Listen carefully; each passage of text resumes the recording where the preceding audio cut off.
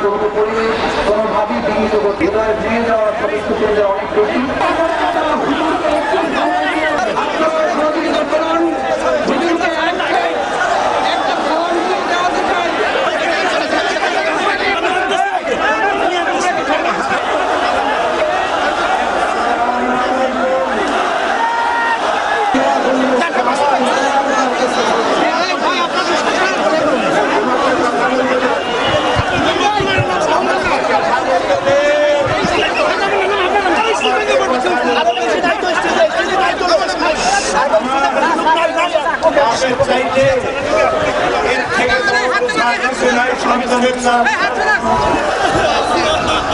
আল্লাহ তুমি তাকে জান্নাতুল ফেরদাউস উঠাই দিলে।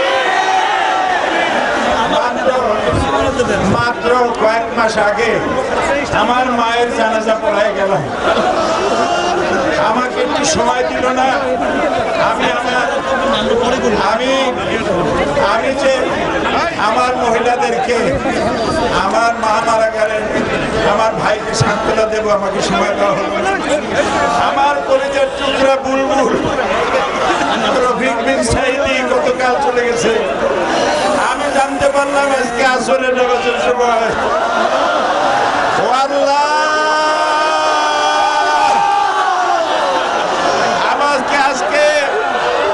আমাকে কথা বলতে দিন, আমাকে কথা বলতে দিন। আমি আজকে 50 বছর কোরআনের তাফসীর করেছি সারা বাংলাদেশে, সারা পৃথিবীতে। আমাকে বানানো হয়েছে যুদ্ধ অপরাধী, আমাকে বানানো হয়েছে চোর, ডাকাত, হত্যাকারী, ধর্ষণকারী। আমি আল্লাহর নামে কসম করে বলছি, আল্লাহ তোমার জাতের কসম, তোমার ইজ্জতের কসম, তোমার সম্মানের কসম, 1971 সনের এক ফোঁটা বালি বা কাদা আমার গায়ে লাগে নাই, লাগে নাই, লাগে নাই। আমার